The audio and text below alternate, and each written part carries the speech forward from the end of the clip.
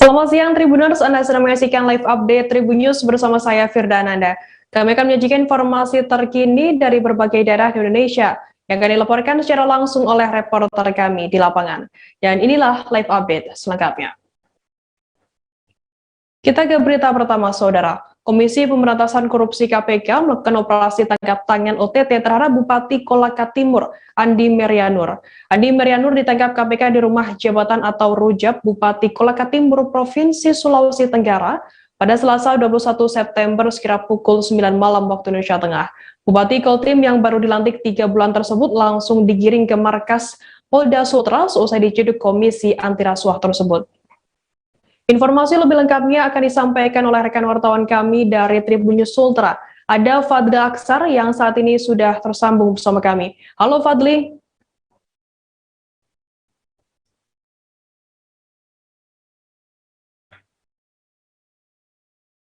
Halo rekan Fadli. Halo, iya halo Firda. Fadli, bisa Anda jelaskan bagaimana kronologi operasi tangkap tangan KPK ini terhadap Bupati Kolaka Timur Merianur?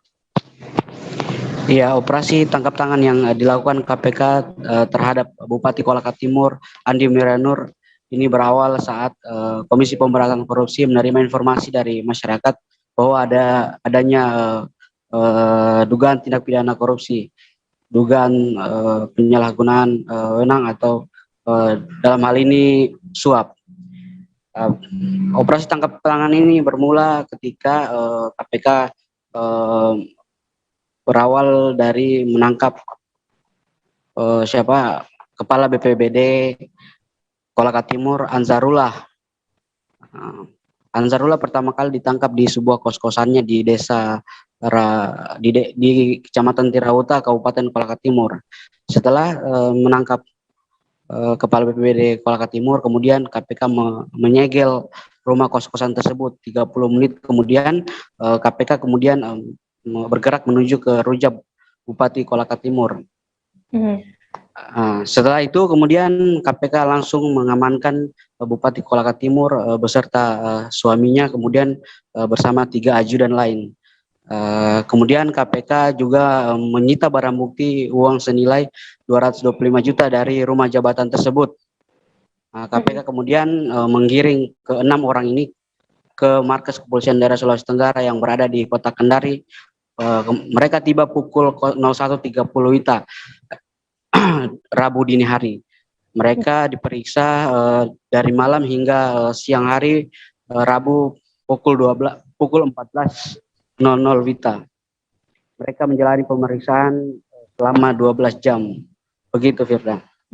Lantas Fadli, bisa Anda jelaskan bagaimana jalannya proses pemeriksaan hingga kelima orang ini dibawa ke gedung KPK begitu? Ya, jalannya proses pemeriksaan ini berlangsung di gedung Direktorat Reserse Kriminal Khusus Kepolisian Daerah Sulawesi Tenggara, tepatnya di gedung lantai 2. Selama proses pemeriksaan, polisi berjaga-jaga di tangga pintu masuk ruang gedung Direktorat Reserse Kriminal Khusus. Sejumlah orang dibiarkan masuk, begitu pula dengan awak media.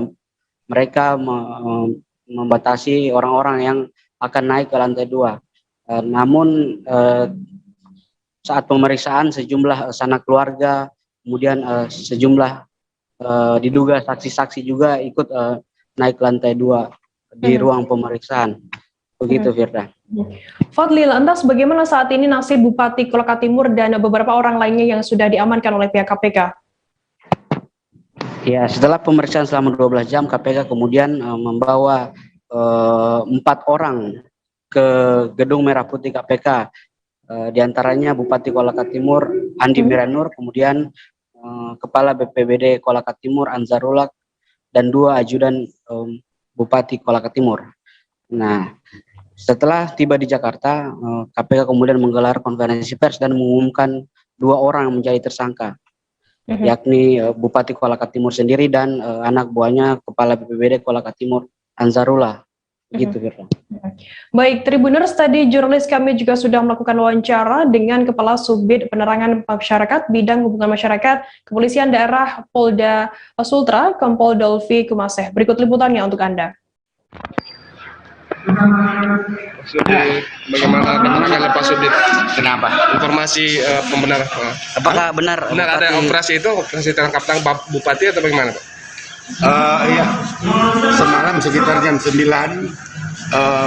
tim dari KPK melakukan OTT kepada Bupati. Saat ini diperiksa di lantai 2 atau seperti apa? Sementara diperiksa awal. Ada berapa orang itu? Untuk keseluruhan 6 6 ya. Bupati. Ada barang bukti yang ikut diamankan di Ada.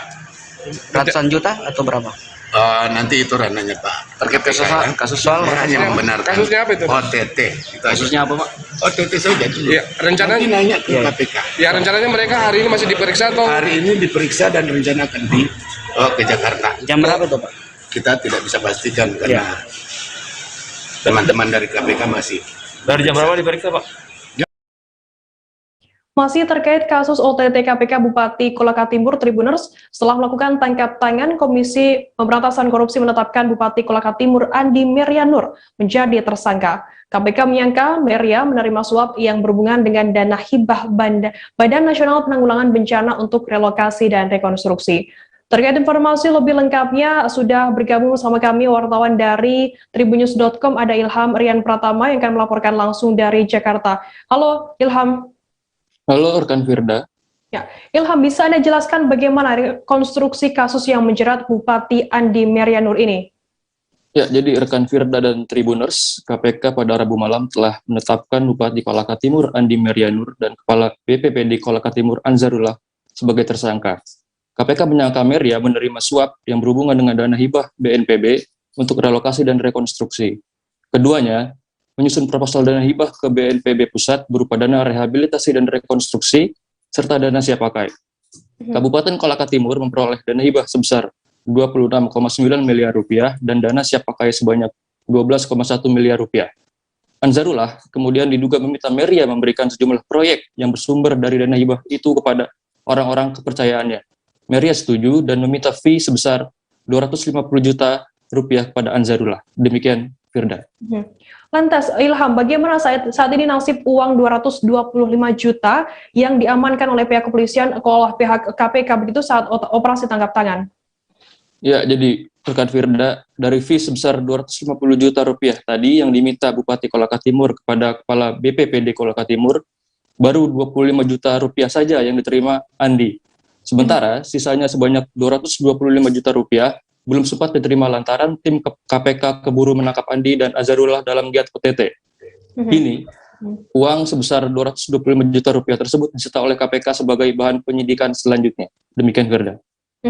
Oke, lantas Ilham, begitu selesai menjalani pemeriksaan begitu dan ditetapkan menjadi tersangka, ada yang mungkin yang disampaikan oleh Bupati Kolaka Timur saat konferensi pers?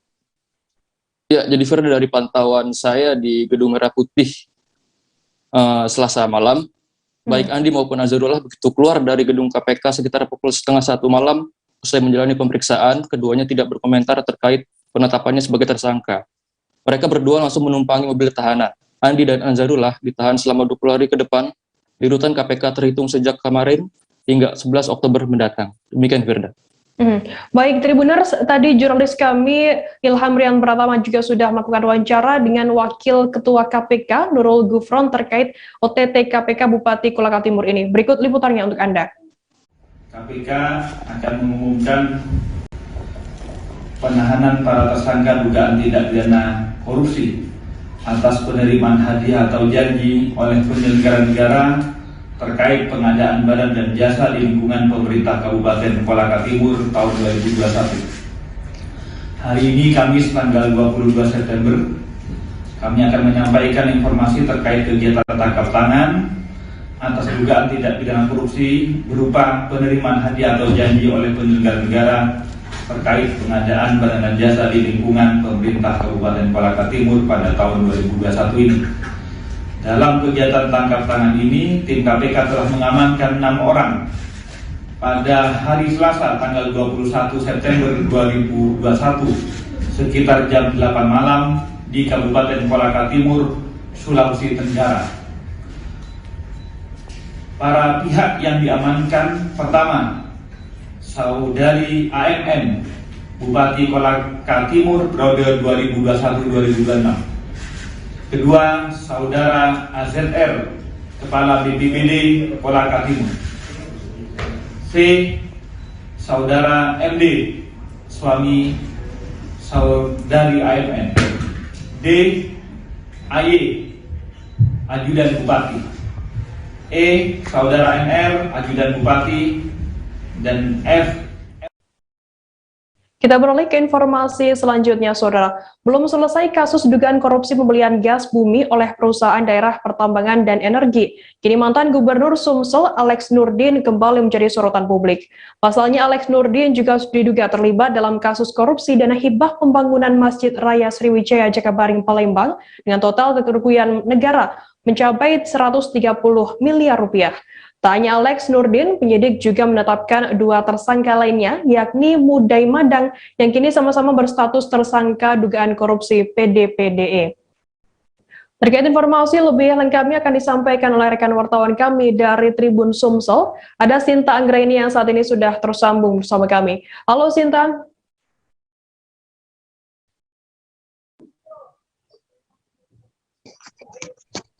Halo Firda. Sinta, bisa Anda jelaskan seperti apa proses penyidikan hingga akhirnya 3 orang termasuk mantan Gubernur Sumsel, Alex Nurdin ini ditetapkan menjadi tersangka baru begitu? Baik, kasus dugaan korupsi pembangunan Masjid Sriwijaya sendiri memang sudah menjadi sorotan masyarakat khususnya di Sumatera Selatan sejak awal tahun ini. Sebelumnya juga untuk Alex Nurdin dan Mudai Madang sendiri memang kerap menjadi saksi dalam kasus ini sebelum akhirnya ditetapkan sebagai tersangka bersama dengan 1 orang lagi yaitu Launma Petobing yang sebelumnya menjabat BPKAD Sumsel. Seperti itu, Firda. Lantas bagaimana untuk peran dari masing-masing tersangka ini dalam kasus korupsi pembangunan Masjid Sriwijaya, Sinta? Baik, berdasarkan keterangan dari Kasipenkum Kejari Sumsel, Haidirman menyebutkan bahwa peran dari ketiga tersangka ini yaitu untuk Alex Nurdin, dia ketika dana hibah pembangunan Masjid Sriwijaya itu terjadi tepatnya di tahun 2015, Alex Nurdin berperan menjabat sebagai Gubernur Sumsel di mana dia memiliki kuasa penuh atau tanggung jawab penuh terhadap proyek tersebut. Sedangkan untuk Mudai Madang sendiri dia berperan sebagai bendahara dari yayasan dari Masjid Sriwijaya di mana dia dianggap sebagai orang yang tahu mengenai aliran uang. Dan untuk Launma sendiri memang pada saat itu dia menjabat sebagai kepala BPKAD Sumsel di mana dia bertanggung jawab atas pencairan dana sebesar 130 miliar yang digelontorkan untuk pembangunan dari Masjid Sriwijaya. Seperti itu, Firda. Kita kemudian saat ini dalam kasus korupsi, dugaan korupsi pembangunan Masjid Sriwijaya ini sudah ada total berapa tersangka yang ditetapkan dan sejauh mana saat ini proses hukumnya?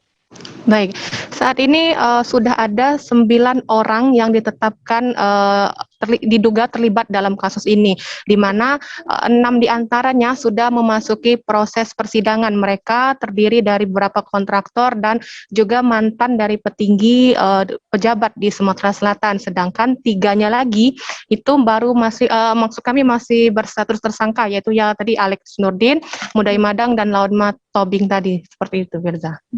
Sinta, kemudian Alex dan juga Mudai Madang ini berstatus sebagai tersangka dugaan korupsi PDPDE. Kemudian bagaimana untuk proses hukum yang untuk kasus dugaan korupsi pembangunan Masjid Sriwijaya Jakabaring ini? Baik, sebelumnya juga pihak Kejaksaan Tinggi Sumatera Selatan juga sudah menegaskan bahwa antara kasus dugaan korupsi pembangunan Masjid Sriwijaya dan kasus dugaan korupsi pembelian gas oleh PT PDE yang menjerat Alex Nurdin dan juga Mudai Madang itu merupakan 2 kasus yang terpisah, sehingga prosesnya tetap akan berjalan namun masing-masing. Jadi prosesnya itu akan berjalan sendiri-sendiri, di mana untuk PDPDE itu ditangani oleh pihak Kejagung RI, sedangkan untuk dugaan korupsi pembangunan Masjid Raya Sriwijaya itu ditangani oleh pihak Kejaksaan Tinggi Sumatera Selatan. Seperti itu, Firda. Baik, Tribuners, jurnalis kami Sinta Anggraini juga sudah melakukan wawancara dengan Kasipenkum Kejati Sumsel, Haidirman. Berikut liputannya untuk Anda. Dari Kejagung RI katanya untuk kasus korupsi mungkin ada tersangka baru, benar Kak? Ya, jadi betul, artinya Jaksa Agung telah merilis terhadap penetapan tersangka dalam kasus hibah untuk pembangunan masjid tahun 2015 dan 2017. Nah, dalam kasus penanganan perkara dan juga tindak pidana korupsi dalam pembangunan masjid berdasarkan dana hibah dari Pemprov pada Yayasan Wakaf Masjid Sriwijaya, hari ini Kejaksaan Tinggi Sumatera Selatan yang telah dirilis oleh Kejaksaan Agung bahwasanya telah menetapkan tersangka. 3 tersangka yang ditetapkan itu adalah inisial KN, kedua adalah inisial MM, dan yang ketiga adalah inisial LVLT. Tribuners, selesai jeda kami akan kembali dengan informasi menarik lainnya, tetaplah di Live Update. Oke, apa kabar Bang Arif di sini untuk strateginya? Kalau saya sendiri di Jumit 37 ini yang semalam baru mulai, saya udah hitam. Sebenarnya aku nggak ngerasa itu penangkapan atau penggerbegan atau apapun itu. Karena gini loh, posisinya aku kriteria. Jadi kita mengenal disebut dengan stroke yang tidak berdarah dengan stroke yang berdarah.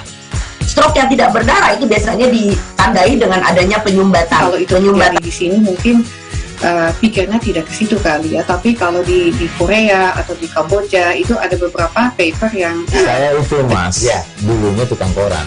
Oh gitu ya, Tukang koran. Ya, saya baca itu Pak. Tuh kan pernah baca kan? Ya. Jadi kalau saya jadi tanggal itu udah bersyukur banget. Si anak ini dijadikan sebagai tersangka begitu. Ya, kalau ini kita bicara yang di luar kasus Sibolombo ya. Dengan nama hujan shower, di mana terdapat batas jelas antara daerah hujan dan tidak hujan yang biasanya terjadi pada fase awal mature stage atau tahap berbahaya tuh Kang. Jadi mulai. Terima kasih Anda masih bersama kami di Live Update. Kita beralih ke Banten, Saudara. Iskandar Jamaluddin Firdaus menggegerkan warga Pandeglang, Banten dengan mengklaim diri sebagai seorang raja kerajaan Angling Dharma Pandeglang, yang disebut-sebut sebagai Satria Piningit yang telah membantu banyak warga miskin di daerahnya dan menyantuni anak-anak yatim.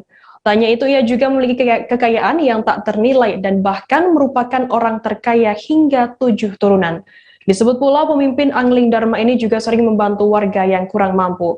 Terkait informasi lebih lengkapnya akan disampaikan oleh rekan wartawan kami dari Tribun Banten, ada Martin Ronaldo yang saat ini sudah tersambung bersama kami. Halo Martin. Halo, ya. Firda. Martin, bisa Anda jelaskan bagaimana awal mula munculnya Baginda Raja yang berasal dari Kerajaan Angling Dharma ini? Ya, Firda dan Tribuners, selamat siang. Baru-baru ini masyarakat Kabupaten Pandeglang, tepatnya di Desa Pandat, Kecamatan Mandalawangi, Kabupaten Pandeglang, Banten, digegerkan ataupun dihebohkan dengan munculnya seorang pria parubaya yang bernama Iskandar Jamaluddin Firdaus, yang mengaku bahwa dirinya merupakan seorang raja ataupun baginda raja dari kerajaan Angling Dharma yang berada di Pandeglang. Firda dan Tribuners, kasus ini cukup begitu menggelitik dan juga memang cukup menjadi sorotan publik, terutama di saat-saat seperti ini. Memang kejadian seperti adanya kerajaan dan kekayaan yang dimiliki oleh Iskandar ini memang menjadi sorotan, karena memang informasi yang kami dapatkan bahwa Iskandar ataupun yang sering dikatakan seorang raja Angling Dharma ini telah membangun sebanyak 30 rumah untuk masyarakat yang kurang mampu yang berada di Pandeglang, yang tersebar di Kecamatan Pagelaran, lalu di Kecamatan Mandalawangi, dan Kecamatan Menes, begitu Firda. Dan memang untuk awal permulaan mencuatnya kasus tersebut memang sempat dipublikasikan oleh salah satu warga yang berada di Pandeglang di media sosial, bahwa pada saat itu memang Baginda Raja Iskandar sedang memberikan sebuah kunci rumah baru untuk warga yang memang membutuhkan.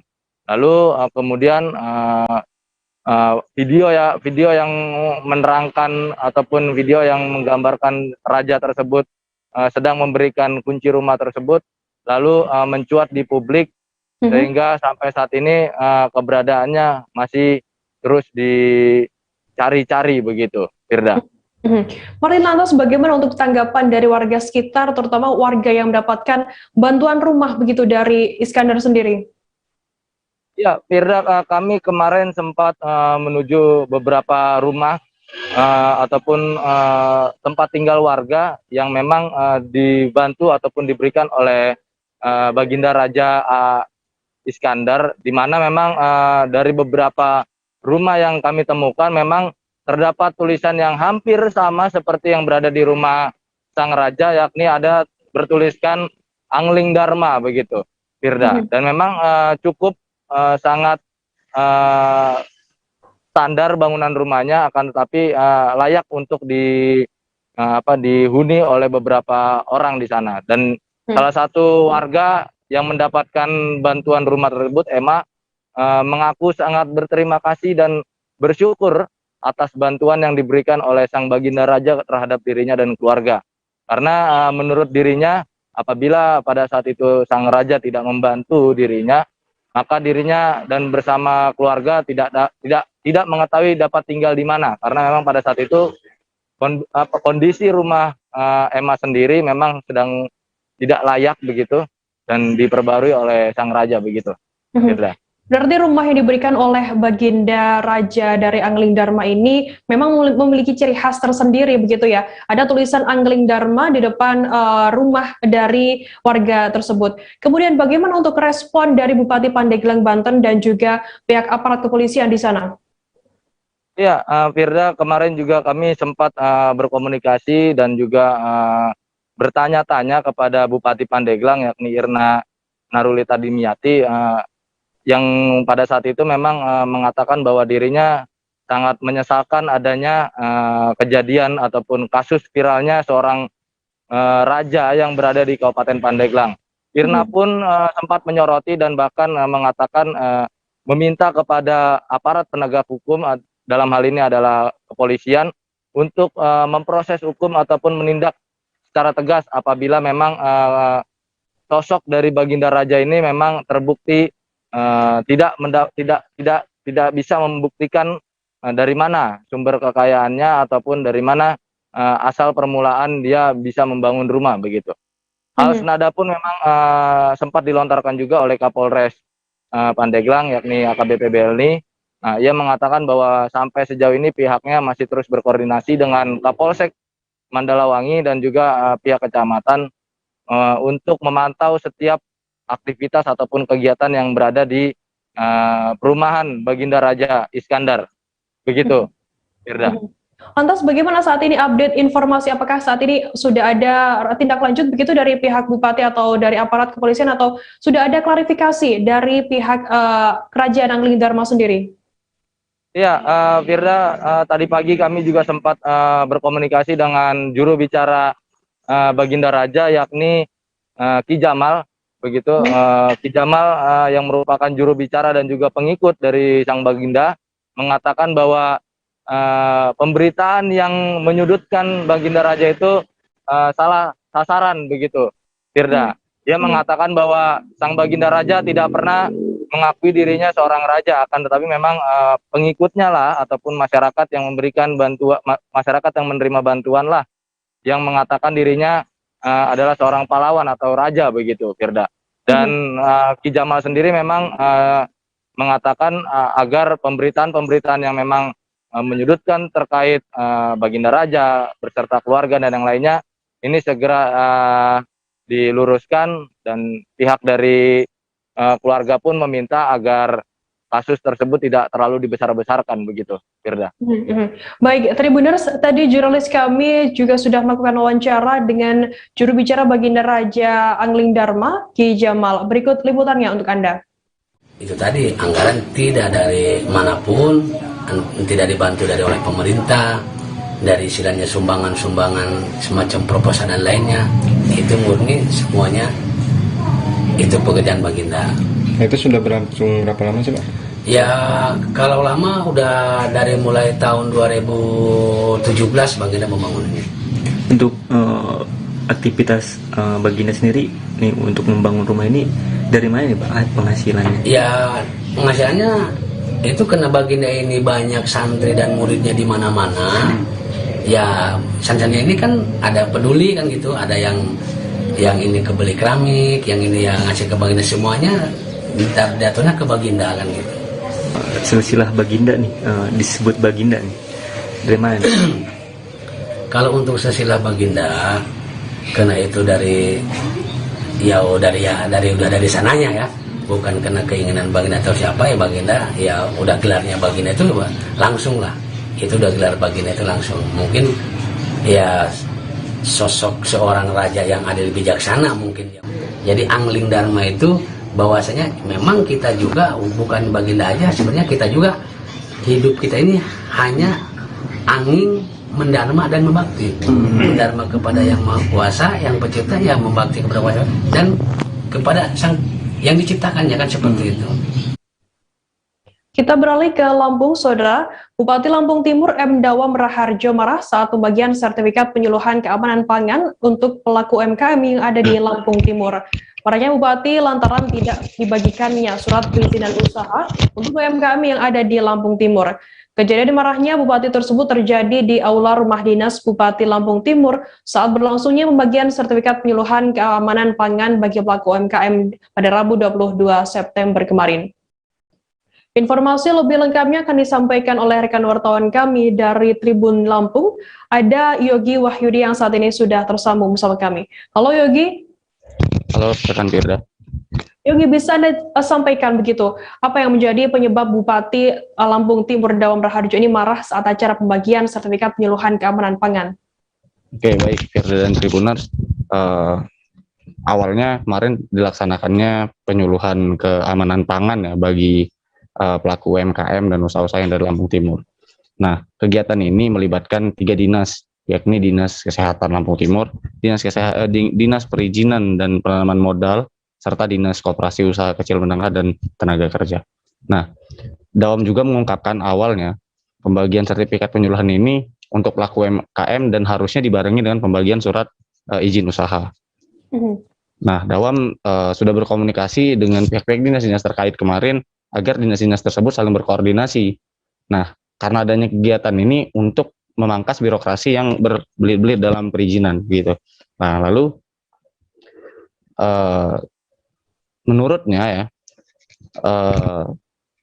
mulai naik pitamnya Bupati saat akan melakukan pembagian sertifikat penyuluhan tersebut. Dawam terkejut pertama melihat ketika hanya ada sertifikat penyuluhan, tidak ada surat izin ya untuk usaha UMKM yang harusnya dibagikan juga. Ditambah tidak ada atau tidak hadirnya orang-orang dinas perizinan Lampung Timur yang menjadi penanggung jawab atas surat izin tersebut. Menurutnya kepala dinas ketika tidak hadir dalam kegiatan ya harus bisa diwakilkan dan profesional begitu kan Firda. Lantas pembagian sertifikat penyuluhan keamanan pangan itu sendiri seperti apa tujuannya dan juga dibagikan kepada siapa dan untuk berapa orang? Ya, baik kan Firda, penyuluhan ini menurut Bupati Lampung Timur Dawam Raharjo untuk meningkatkan keamanan pangan ya, khususnya bagi pelaku usaha mikro kecil dan menengah UMKM yang ada di Kabupaten Lampung Timur. Bupati Lampung Timur juga mengatakan penyuluhan ini dilakukan untuk mempermudah masyarakat dalam hal legalitas dan perizinan UMKM. Selain itu, memang awal dalam acara akan ada, memang sudah diberitahu akan ada pembagian surat izin seperti itu, seperti sertifikat produk industri rumah tangga gitu, atau kayak di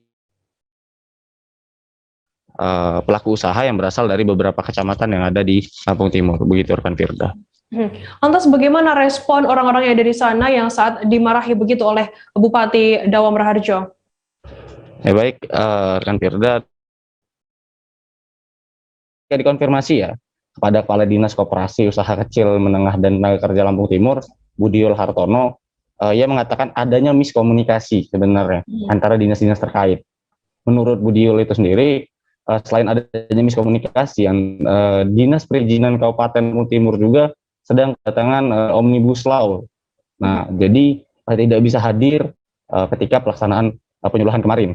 Nah, sementara saat dikonfirmasi kepada PLT Dinas Perizinan ya, Kabupaten Lampung Timur, M. Yusuf, menjelaskan perizinan bagi pelaku UMKM itu sebenarnya sudah sedang diproses seperti itu. Dia bilang masih dalam tahap pemrosesan seperti itu. Nah, dia juga menjelaskan sebenarnya tahapan-tahapan sebenarnya tidak langsung jadi seperti itu. Awalnya harus dari Dinas Koperasi itu untuk mengumpulkan kawan-kawan UMKM, lalu Dinas Kesehatan yang mengadakan penyuluhan, baru adanya perizinan yang dikeluarkan oleh mereka. Nah, sedangkan kemarin barusan terlaksana penyuluhan, harusnya ada tahap lagi. Namun Bupati menginginkan adanya pemangkasan birokrasi biar tidak terlalu ribet, setelah penyuluhan langsung dibagikan. Seperti itu, rekan Firda. Baik, terima kasih rekan wartawan dari Tribun Lampung Yogi Wahyudi atas laporannya. Selamat bertugas kembali. Kita beralih ke informasi selanjutnya, Saudara. Kurang lebih 11 pengembang timah liar di dekat kawasan Rumah Susun Sederhana Kecamatan Pangkal Balam ditertibkan tim Satuan Polisi Pamong Praja Kota Pangkal Pinang pada Selasa 21 September siang. Tim Satpol PP baru memasuki kawasan tambang liar, tampak beberapa orang berlarian kocar-kacir menjauhi kawasan tersebut. Untuk informasi lebih lengkapnya akan disampaikan oleh rekan wartawan kami dari Bangka Pos, ada Andini Dwi Hasanah yang saat ini sudah tersambung bersama kami. Halo Andini. Halo Firda. Andini, bisa Anda jelaskan mengapa para penambang tersebut ditertibkan oleh pihak Satpol PP? Oke, selamat siang Tribuners. Terima kasih Firda.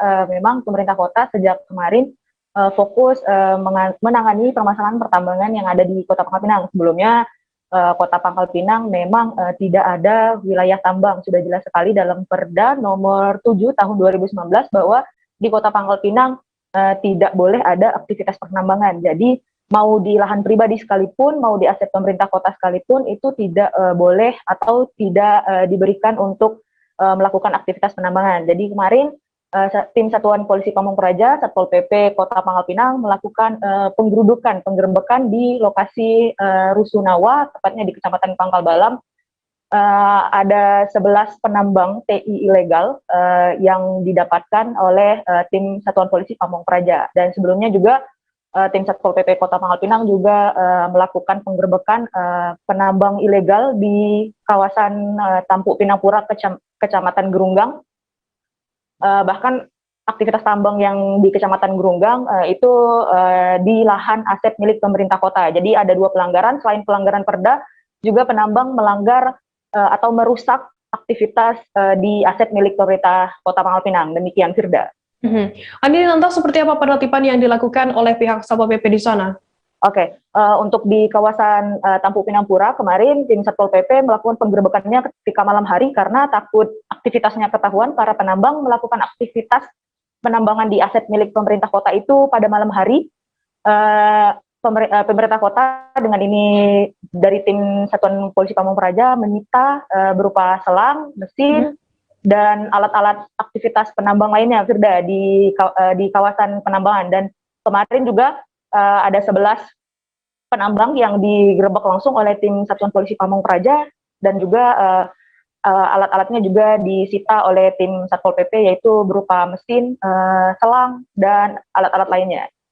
Ini kemudian bagaimana tindak tegas dari pihak Satpol PP sendiri dan juga pemerintah terkait adanya penambangan ilegal ini? Oke, Firda, sebenarnya sudah sejak awal, bahkan sudah dari beberapa tahun yang lalu, pemerintah kota memang fokus menangani permasalahan pertambangan yang ada di Kota Pangkal Pinang ini, karena memang harusnya tidak ada tambang atau zero tambang gitu. Namun hal ini terus bermunculan, penambang terus bermunculan disebabkan karena harga timah juga yang saat ini sedang melonjak tinggi. Jadi para penambang ibarat tidak ada rasa jerahnya, ditertibkan sekali mereka muncul lagi, ditarik mesinnya, mereka nanti beli mesin lagi, demikian. Baik, Tribuners. Baik, terima kasih rekan wartawan dari Bangka Pos, Andini Dwi Hasanah atas laporannya. Selamat bertugas kembali. Tribuners, kita akan jeda sejenak. Kami masih akan menyajikan informasi menarik untuk Anda selesai ini. Tetaplah di Live Update. Oke, apa kabar Bang Ariski di sini untuk strateginya? Kalau saya sendiri di Gimik 37 ini yang semalam baru mulai, apa yang dirasakan saya udah kawasan hitam? Sebenarnya aku nggak ngerasa itu penangkapan atau penggerbegan atau apapun itu, karena gini loh, posisinya aku kriteria. Jadi kita mengenal disebut dengan stroke yang tidak berdarah dengan stroke yang berdarah. Stroke yang tidak berdarah itu biasanya ditandai dengan adanya penyumbatan. Kalau itu terjadi di sini mungkin pikirnya tidak ke situ kali ya, tapi kalau di Korea atau di Kamboja itu ada beberapa paper yang Saya itu mas, ya dulunya tukang koran. Oh gitu ya. Tukang koran. Ya, saya baca itu Pak. Tuh kan pernah baca kan? Ya. Jadi kalau saya jadi tanggal itu udah bersyukur banget. Si anak ini dijadikan sebagai tersangka begitu. Ya, kalau ini kita bicara yang di luar kasus Sebongombo ya. Dikenal dengan nama hujan shower, di mana terdapat batas jelas antara daerah hujan dan tidak hujan yang biasanya terjadi pada fase awal mature stage atau tahap Berbahaya dewasa. itu Kang. Jadi mulai artinya terjadinya perlembekan. Nah itu untuk penetrasi akan sulit gitu ya. Dok, saya ini menurut saya memang tidak mudah, bukan urusan tanah diambil. Kalau misalnya Amerika Serikat sekarang, Rasulullah mengatakan dalam sebuah hadis bahwa berpuasa di 6 hari Syawal itu. Oke, apa kabar Bang Arief di sini untuk strateginya? Kalau saya sendiri di Gimik 37 ini yang semalam baru mulai, Apa yang saya dirasakan udah kapan hitam? Sebenarnya aku nggak ngerasa itu penangkapan atau penggerbegan atau apapun itu, karena gini loh, posisinya aku kriteria. Jadi kita mengenal disebut dengan stroke yang tidak berdarah dengan stroke yang berdarah.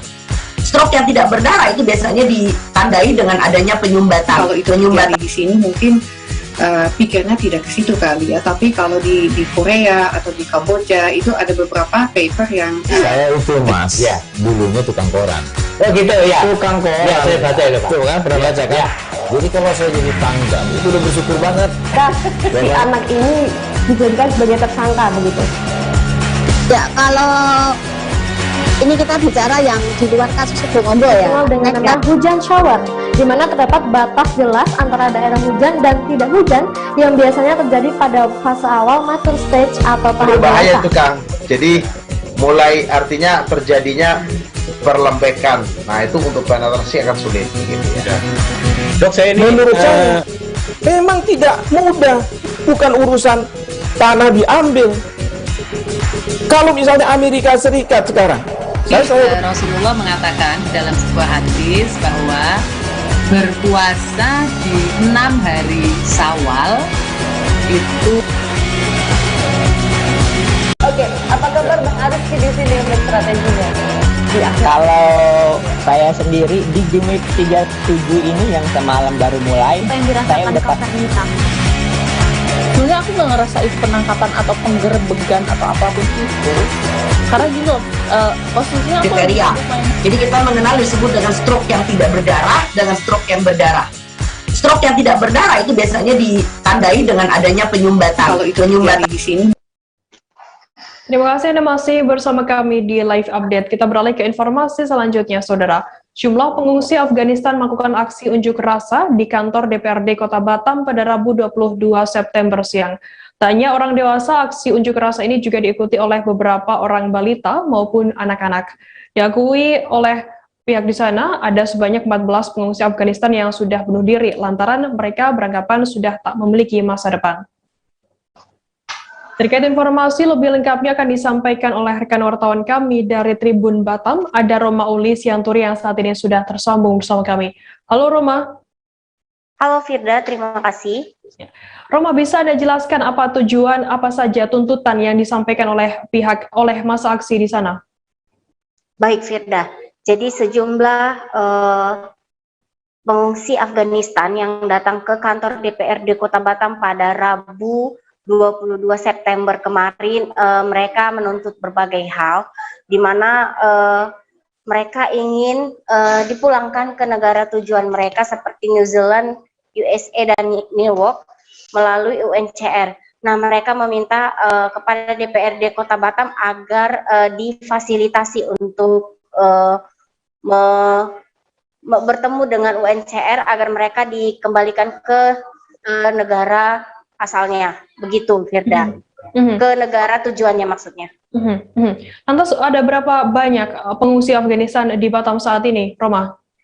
Baik, saat mereka melakukan aksi di kantor DPRD Kota Batam yang mengikuti itu hanya sekitar 60-an pengungsi Afghanistan. Namun selayaknya secara total sebanyak 500-an pengungsi yang ada di Kota Batam, Firda. Lantas siapa anggota DPRD yang memfasilitasi adanya aksi unjuk rasa yang dilakukan oleh pengungsi Afghanistan di Batam ini? Baik, terima kasih Firda, karena ini berhubungan dengan antar negara dan pemerintahan, maka mereka difasilitasi oleh Komisi 1 DPRD Kota Batam, lebih tepatnya Ketua DPRD Kota Batam Budi Mardianto. Seperti itu, Firda. Baik, Tribuners, tadi jurnalis kami juga sudah melakukan wawancara dengan Ali Akbar, salah satu pengungsi Afghanistan, dan berikut liputannya untuk Anda. Sini kami pengungsi dari Afghanistan, jadi udah lama di Indonesia ini, udah dari 6 tahun sampai 10 tahun, 11 tahun. Ada yang kawan kami di sini, jadi kami mengungsi di sini. Kita udah lama nunggu di sini di Indonesia, kami kan nunggu cari suaka kan. Jadi gak ada yang respon kita, gak ada yang peduli sama kita. Jadi masa depan kita belum jelas. Ya udah di Indonesia udah 14 orang udah bunuh diri gara-gara masa depan mereka gak jelas. Jadi ada yang mau bunuh diri juga, tapi sama kawan-kawannya nggak boleh. Jadi kami udah datang sini minta tolong, minta solusi sama kantor DPRD. Ya tadi kita minta tolong ngomong sama UNHCR, sama negara yang tujuan, cari solusi untuk kita di sini. Remaja putri berinisial SR 14 tahun menjadi korban ruda paksa di sebuah apartemen mewah di Jalan Boulevard, Kecamatan Panakukang, Makassar. Ruda paksa tersebut bermula saat SR diajak oleh rekannya yang tak lain adalah tetangganya sendiri berinisial S ke apartemen. Terkait informasi lebih lengkapnya akan disampaikan oleh rekan wartawan kami dari Tribun Timur. Ada Muslimin Emba yang saat ini sudah tersambung bersama kami. Halo, halo Emba. Ya, Firda. Ya. Baik. Mbak, bisa Anda jelaskan seperti apa kronologi ruda paksa yang dialami oleh SR ini? Ya, baik Firda dan Tribuners, dapat saya jelaskan bahwasanya insiden atau kejadian ruda paksa yang dialami SR itu di salah satu apartemen mewah di Jalan Boulevard Makassar itu terjadi tepatnya Sabtu pekan lalu. Kejadian itu bermula saat SR ini diajak temannya S yang kebetulan juga adalah tetangga korban itu untuk jalan ke apartemen tersebut. Tiba di apartemen itu teman S ini terdapat dua pria yang hendak meminum minuman keras begitu atau pesta miras. Terus korban SR ini juga diajak, namun awalnya sempat ditolak karena SR ini masih berusia di bawah umur. Namun karena dipaksa oleh pelaku, korban pun menuruti kemauan dari pelaku untuk ikut berpesta miras begitu. Nah, dari kejadian itu SR yang mabuk pun langsung disetubuhi begitu oleh satu dari dua pelaku. Setelah disetubuhi, satu pelaku lainnya mengambil ponsel milik SR kemudian dibawa kabur. Begitu Firda. Lantas bagaimana untuk bagaimana terungkapnya kasus ini? Apakah dari pihak korban sendiri melaporkan ke pihak kepolisian atau seperti apa informasinya? Ya, beberapa jam setelah kejadian, orang tua korban yang mengetahui anaknya menjadi korban ruda paksa langsung melapor ke Reskrim Polrestabes Makassar, dan beberapa sehari kemudian pelaku pun berhasil ditangkap di Jalan Pelita Raya Makassar.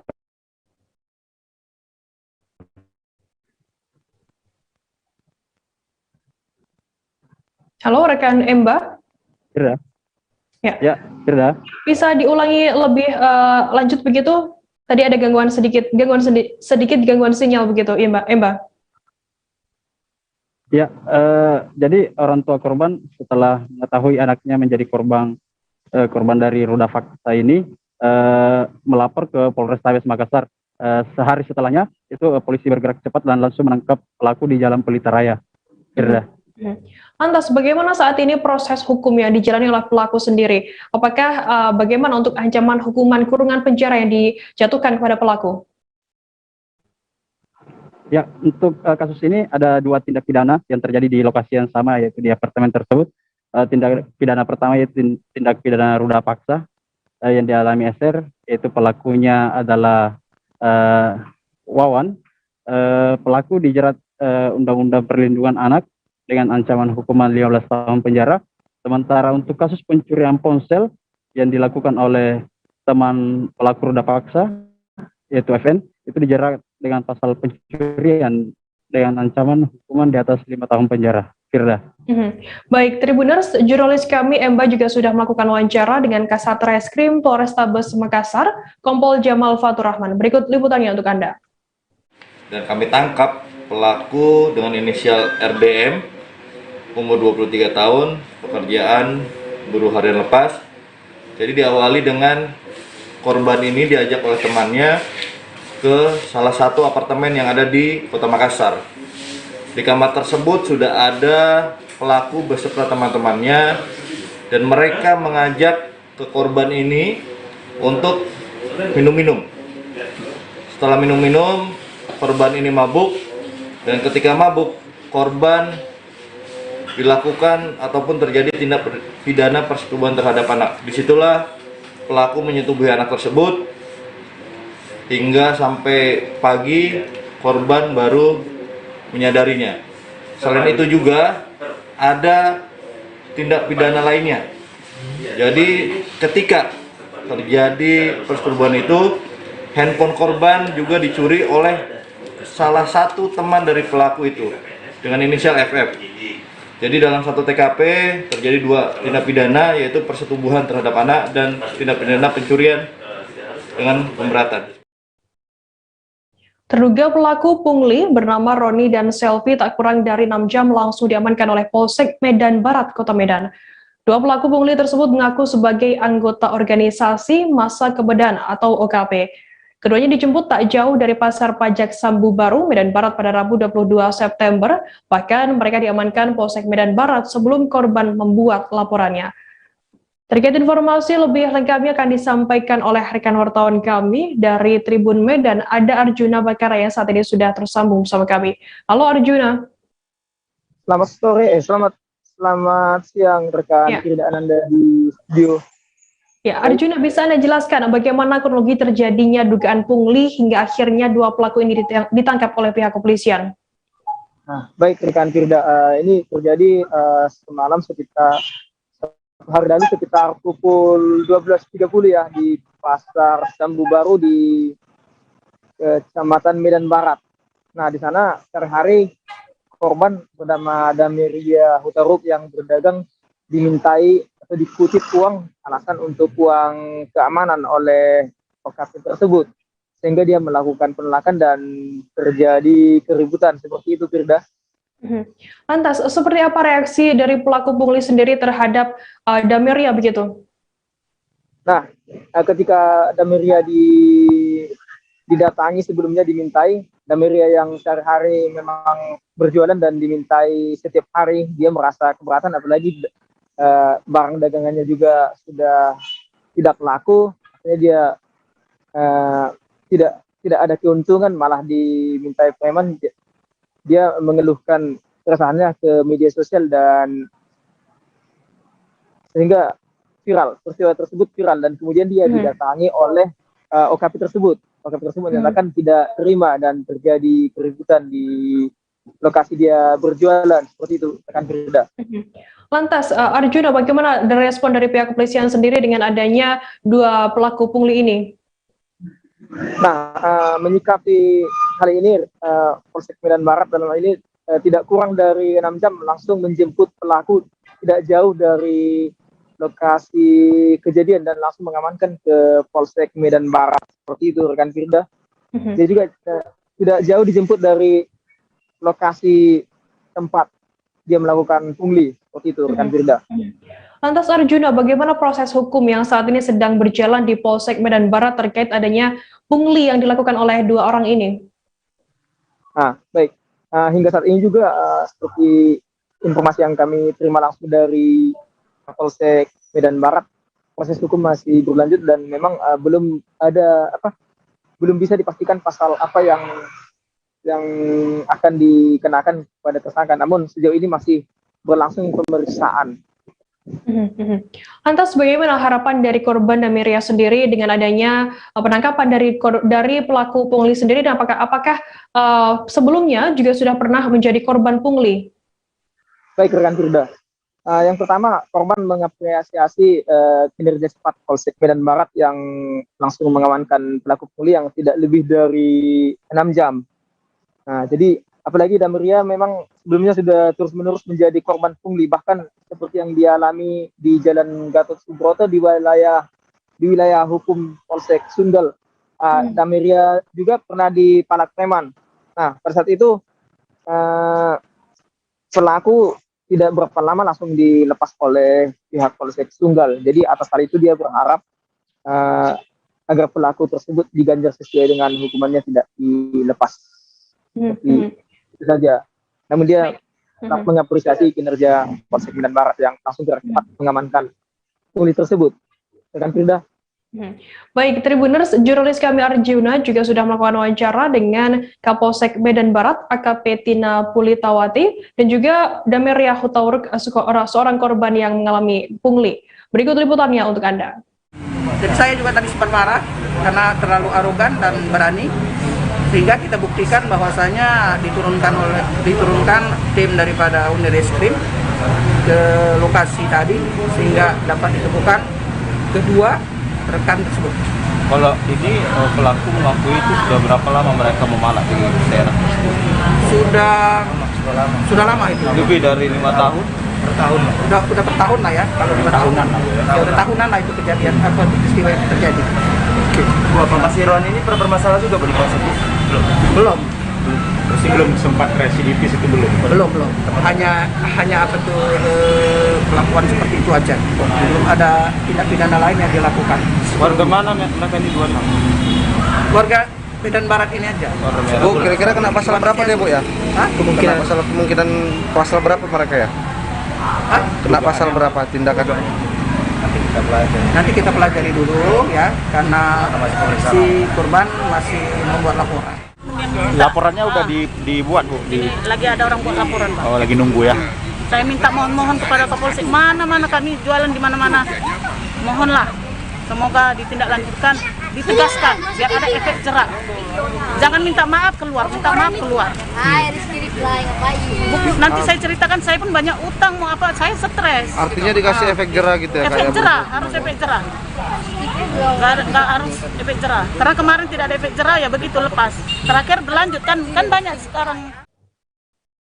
Selesai jeda, kami akan kembali dengan informasi menarik lainnya. Tetaplah di Live Update. Oke, apa kabar Bang Ariski di sini untuk strateginya?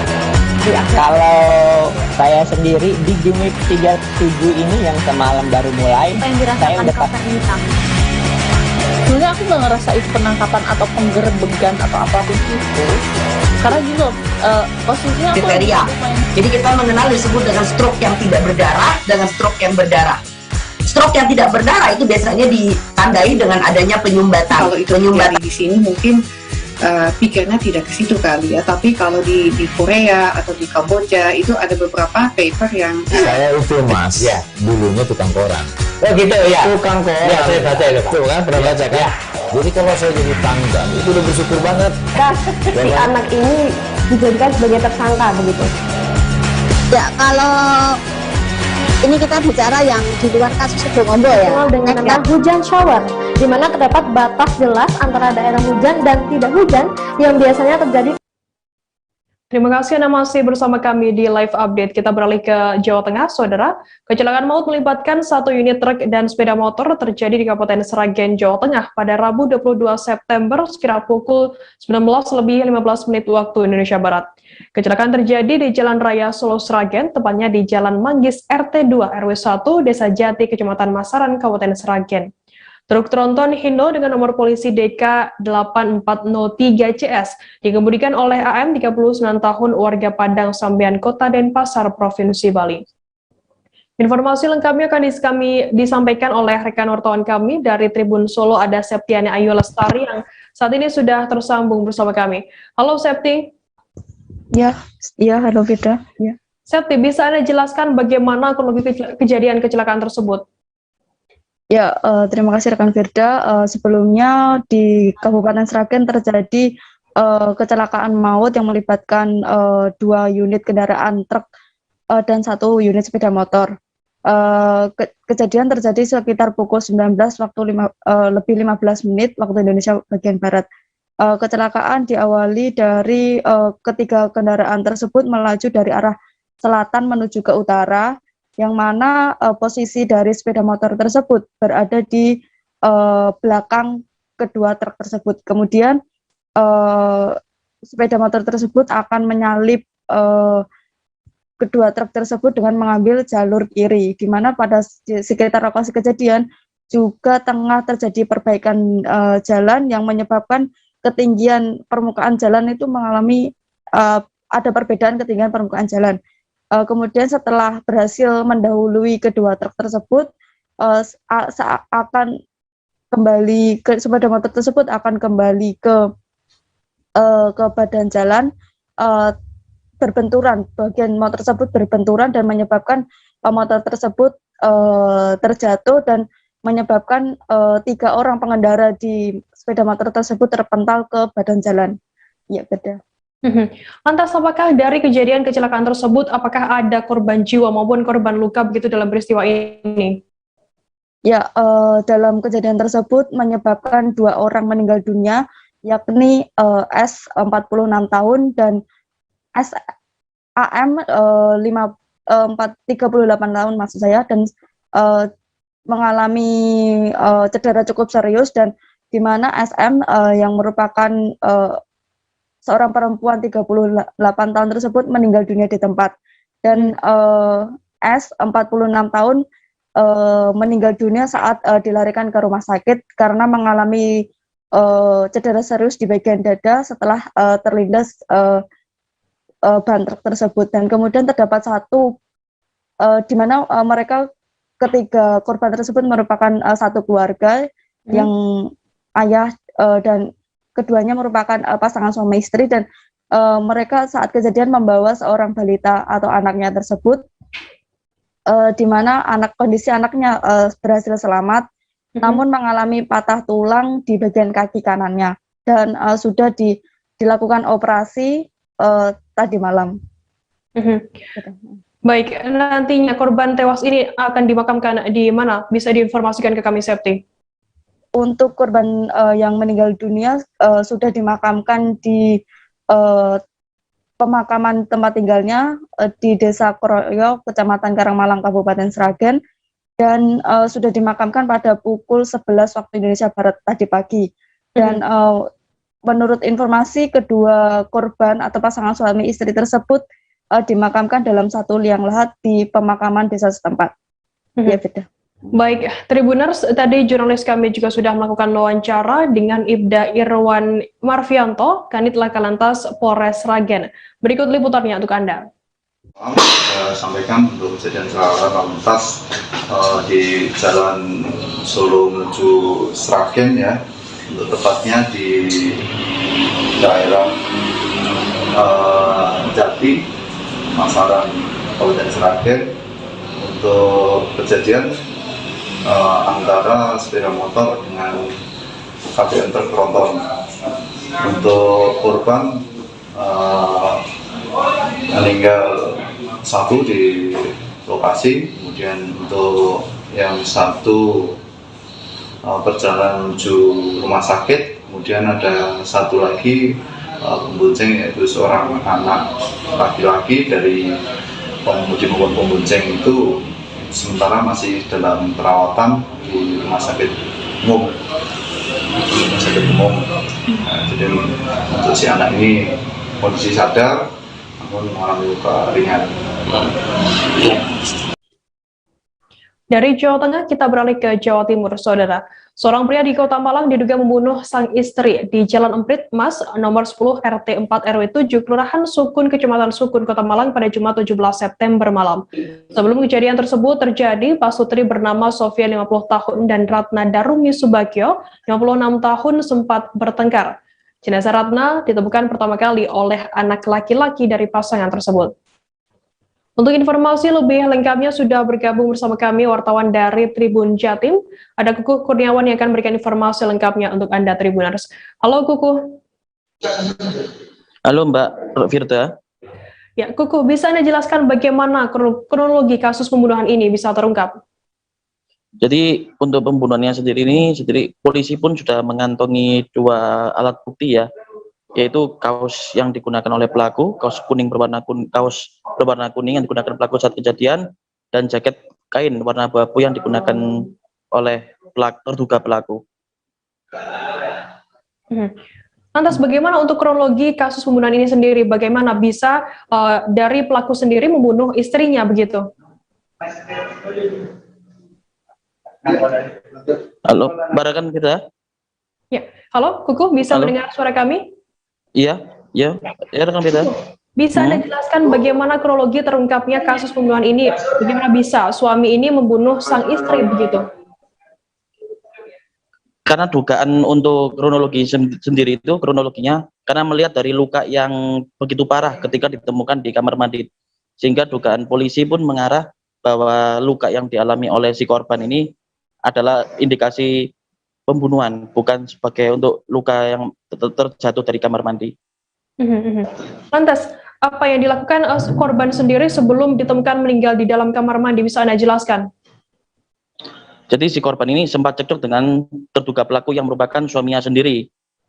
Jadi pada waktu hari Jumat sebelum ditemukan meninggal, itu sempat si korban ini mengeluarkan kalimat-kalimat kasar kepada si terduga pelaku, sehingga kemungkinan itulah yang memicu terduga pelaku untuk menghabisi nyawa si korban. Lantas apa langkah selanjutnya yang dilakukan oleh pihak Polresta Malang Kota untuk mengusut kasus dugaan pembunuhan tersebut? Untuk saat ini, untuk Satreskrim Polresta Malang Kota masih terus mengusut kasus dugaan pembunuhan tersebut, dan pihak Satreskrim pun sudah menerima laporan kasus tersebut yang dilaporkan oleh putra dari si korban.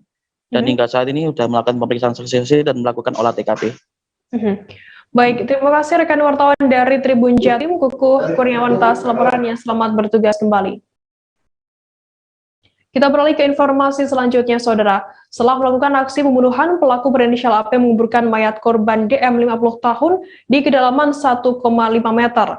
Peristiwa pembunuhan tersebut terjadi di kilometer 43 RT 15 Desa Bukit Baling, Kecamatan Sakernan, Kabupaten Muaro Jambi pada Sabtu 18 September lalu.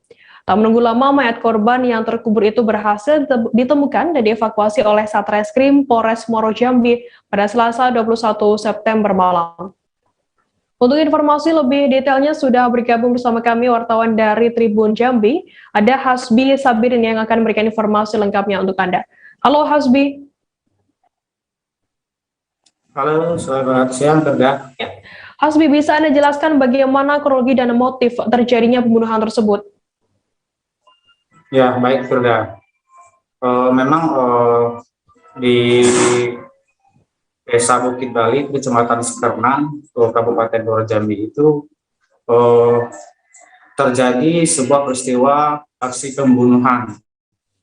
Yaitu terjadi pada Sabtu 18 September Sabtu lalu.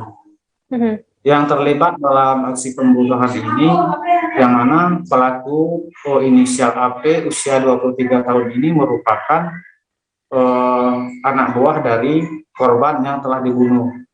Korban ini berinisial MD usia 50 tahun. Itu diduga pemicu dibunuhnya korban oleh pelaku itu adalah sebuah pelaku ini mencuri uang milik korban yang berada di dompet korban. Uang yang dicuri oleh pelaku itu senilai 1.050.000. dengan ketahuan oleh korban si pelaku ini mencuri uangnya, lalu korban ini menganiaya hingga korban itu meninggal dunia. Korban sendiri dianiaya oleh pelaku itu menggunakan satu buah cangkul yang dipukul ke bagian kepalanya hingga korban itu menyebabkan luka di bagian kepala, kemudian meninggal. Nahasnya korban itu yang meninggal, pelaku lakukan penguburan terhadap jasad korban. Itu tidak jauh dari lokasi peristiwa itu terjadi. Begitu dia. Ya. Lantas Hasbi, bisa Anda jelaskan setelah diketahui mayat tersebut dikuburkan di dalam tanah begitu, bisa Anda jelaskan mengenai hal ini bagaimana bisa terungkap?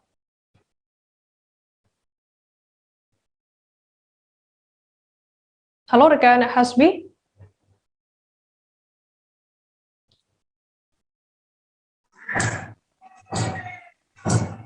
Halo rekan Hasbi? Ya, Firda.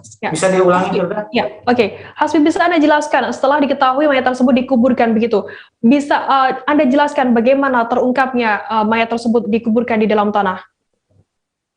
Baik, Firda. Memang pihak kepolisian mengetahui bahwa mayat korban itu dikubur di tidak jauh dari lokasi TKP.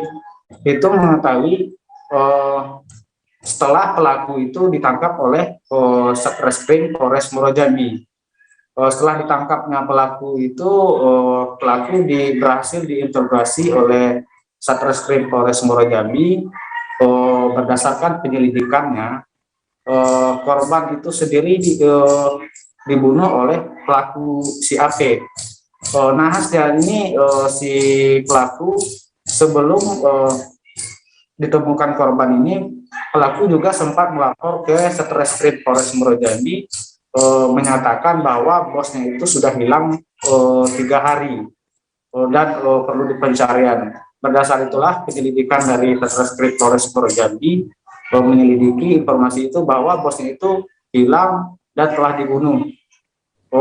Dari hasil interogasi Satreskrim Polres Muaro Jambi itu juga menimbulkan kecurigaan bahwa pelaku pembunuhan dari korban itu merupakan si pelaku sendiri yang telah melaporkan ke Mapolres Muaro Jambi.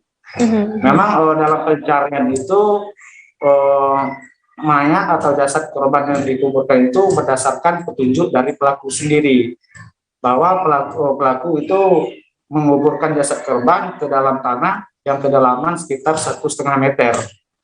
Di lokasi korban ditemukan di tempat penguburan itu juga polisi juga berhasil menemukan sebuah sepeda motor yang diduga digunakan oleh pelaku untuk membawa korban ke lokasi penguburan. Sepeda motor itu juga merupakan miliknya si korban tersebut. Begitu, Firda. Hasbi, bagaimana lantas tindak lanjut dari pihak kepolisian sendiri? Apakah jasad dari korban ini akan diautopsi begitu? Dan apakah saat ini pelaku sudah dijatuhi hukuman? Ya, baik, Firda.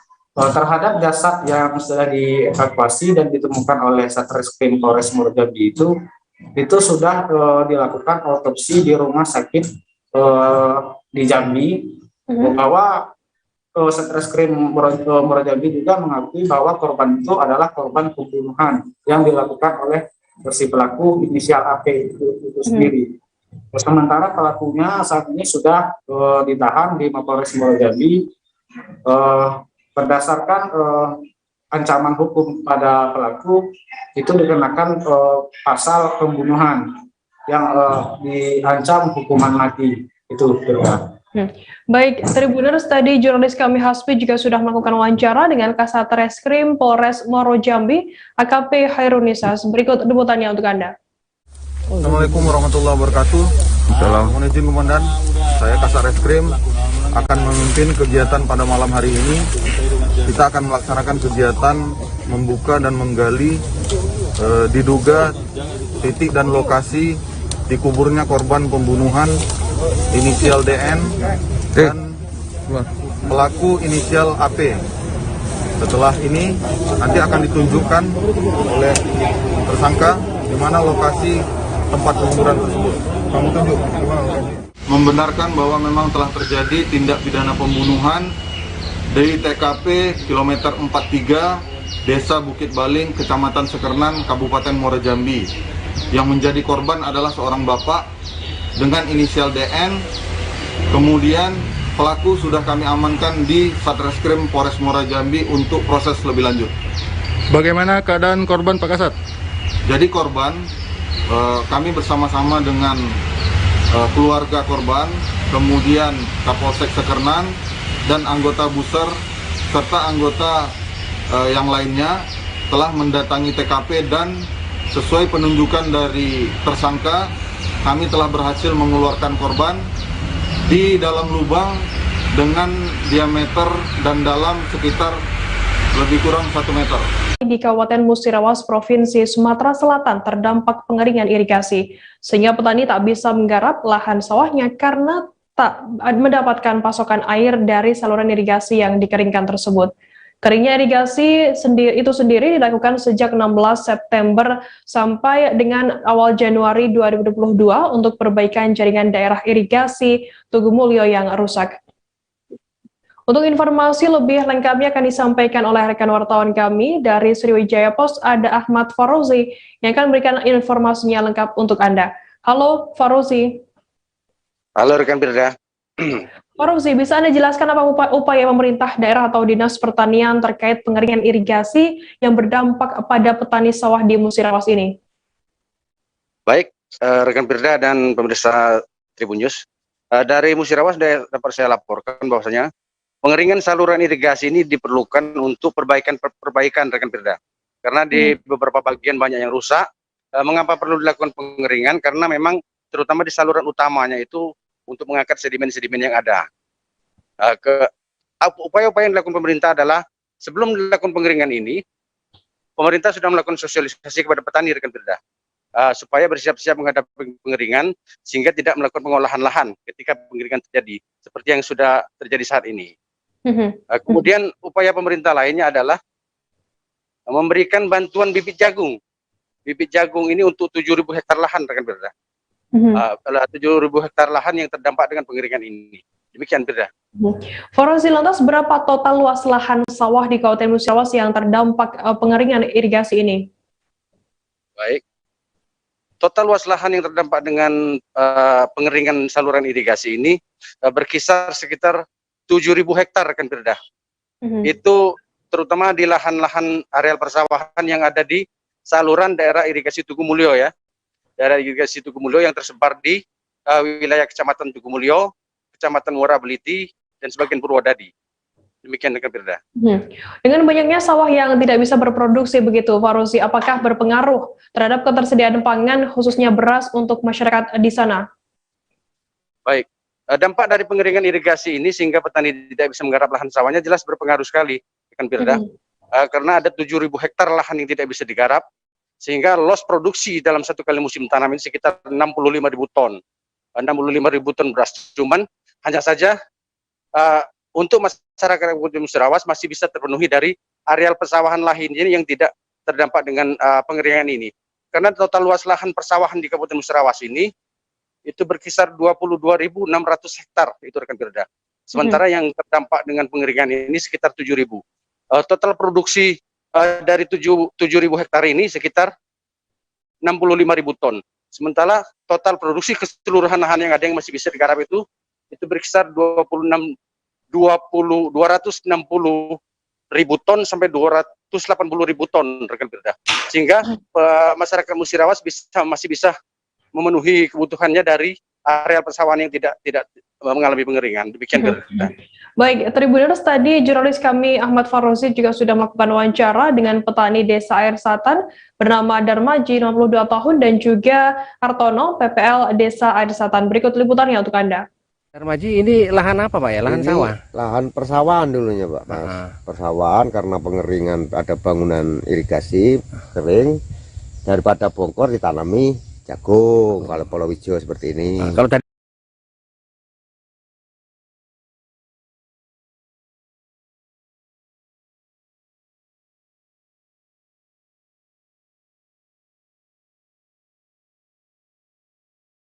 3/4 hektar Pak ya? Sekitar kurang seperempat lah. Oke. Ya.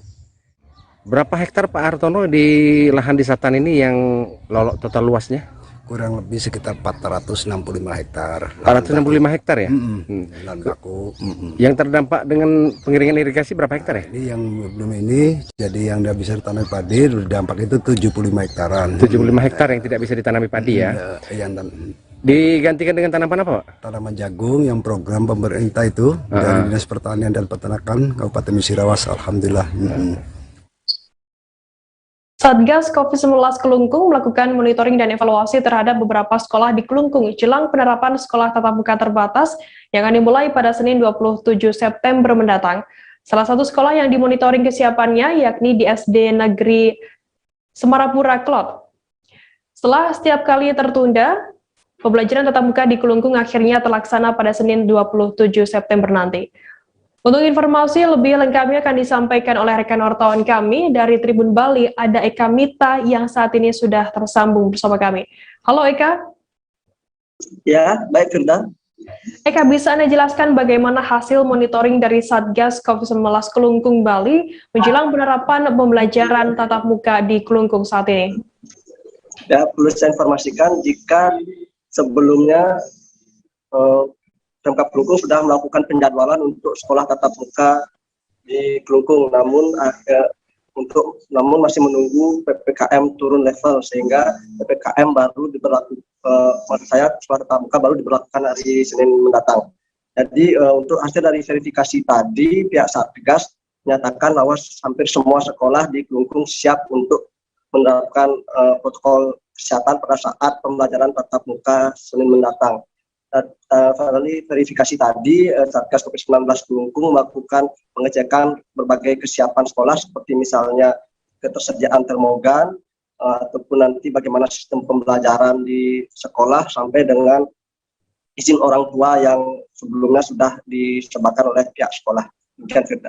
Eka, lantas bagaimana teknis pelaksanaan pembelajaran tatap muka di Kelungkung yang akan dilaksanakan pada 27 September mendatang? Jadi mungkin sama dengan penerapan sekolah tatap muka di wilayah lainnya di Indonesia. Untuk sekolah tatap muka di Kelungkung ketentuannya nanti maksimal setiap kelas hanya terisi kapasitasnya 50% atau maksimal 18 siswa. Itu pun nanti pembelajaran akan dilakukan secara bergiliran antara daring maupun dengan tatap muka. Nanti pihak sekolah juga mengawasi siswa mulai dari datang ke sekolah sampai dengan siswa nanti benar-benar pulang sampai dengan rumah. Demikian. Eka, lantas apa yang ditekankan dari pihak sekolah dan Satgas COVID-19 ke pihak orang tua begitu di saat dimulai pembelajaran tatap muka Kelungkung Bali nanti? Jadi nanti pihak orang tua ditekankan agar mengantar anaknya dan menjemput anaknya tepat waktu sehingga nanti memastikan para siswa itu tidak keluyuran atau tidak berkerumun dengan rekan-rekannya saat pulang sekolah. Orang tua juga sebelumnya sudah diberikan surat izin bagi orang tua yang tidak mengizinkan anaknya untuk mengikuti PTM akan tetap mendapatkan pembelajaran daring seperti itu. Baik, Tribuners, tadi jurnalis kami juga sudah melakukan wawancara dengan Koordinator Bidang Pendidikan COVID-19 Kelungkung, Iputu Swata. Berikut liputannya untuk Anda. Kami selalu ingatkan kepada kepala sekolah, guru-guru, dan semuanya untuk selalu ingat pada protokol kesehatan COVID-19. Dan minimal lah, masker itu jangan sampai turun dari hidung dan mulut. Yang perlu kita lindungi adalah hidung dan mulut kita. Dan kami juga ingatkan kepada guru-guru semua untuk selalu saling mengingatkan, baik siswanya, orang tua yang melakukan jemput antar, untuk selalu taat patuh pada protokol kesehatan COVID-19. Untuk sementara di sekolah SD Negeri 3 Semarapura tidak ada kendala untuk persiapan tatap muka terbatas di hari Senin. Ya. Nah, nanti secara teknis per kelas ada berapa dibikin rencana? Kalau secara teknis per kelasnya itu nanti dibagi 50%. Kebetulan di sekolah kami ini memang jumlah muridnya agak terbatas sehingga jumlah murid per kelas itu tidak sampai melebihi jumlah nasional. Memastikan Provinsi Aceh terbebas dari zona merah. Kepastian itu diperoleh seusai hasil analisis data periode 13 hingga 19 September oleh tim pakar Satgas COVID-19 Nasional, di mana 14 daerah di Aceh naik kelas zonasi menjadi lebih baik. Juru bicara Satgas COVID-19 pemerintah Aceh, Saifullah Abdul Ghani, mengatakan sebanyak 14 daerah memasuki zona warna yang lebih baik. Informasi lengkapnya akan disampaikan oleh rekan wartawan kami dari Serambi News Indonesia. Ada Subur Dhani yang saat ini sudah tersambung bersama kami. Halo Subur. Ya, halo Firda, selamat siang. Subur, bisa Anda jelaskan terkait bebasnya Aceh dari zona merah begitu saat ini? Apa indikasi ketaatan prokes sudah semakin baik di sana? Ya, Firda, tadi malam kita mendapat informasi dari Satuan Tugas Penanganan COVID-19 Pemerintah Aceh bahwa memang sesuai dengan analisis tim pakar Satgas Penanganan COVID Nasional bahwa Aceh terbebas dari zona merah. Sebelumnya hampir ada 14 daerah kabupaten kota yang ada di Aceh itu masuk dalam zona merah, Firda. Dan saat kita tanyakan kepada juru bicara, mengiyakan bahwa ketaatan protokol kesehatan sudah semakin baik di Aceh saat ini, termasuk pemerintah sangat gencar melakukan vaksinasi termasuk kepada siswa-siswa, Firda. Lantas bagaimana untuk tren peningkatan kasus COVID-19 di Aceh saat ini, Subur? Ya, Firda, dapat kami laporkan kemarin terakhir hasil dari data yang dirilis oleh tim Satuan Tugas di Aceh itu ada 122 orang meningkat ataupun 122 orang bertambah kasus positif, dan secara akumulatif hingga kemarin tercatat di Aceh sudah ada sebanyak 37.240 kasus positif sejak kasus COVID muncul pertama. Kemudian yang saat ini sedang dirawat di rumah sakit rujukan itu sebanyak 3.470 orang. Kemudian yang penyintas yang sudah sembuh itu sebanyak 31.925 orang, dan yang dinyatakan meninggal dunia itu 1.845 orang. Baik, terima kasih rekan wartawan dari Serambi News Indonesia, Subur Dhani, atas laporannya. Selamat bertugas kembali. Tribuners, informasi tadi sekaligus menutup perjumpaan kita dalam live update hari ini. Jangan lupa saksikan terus live update di seluruh kanal YouTube dan Facebook Tribun Network. Saya Firana, wakil kru yang bertugas, pamit undur diri. Terima kasih dan sampai jumpa. Jangan lupa like, subscribe, dan share ya.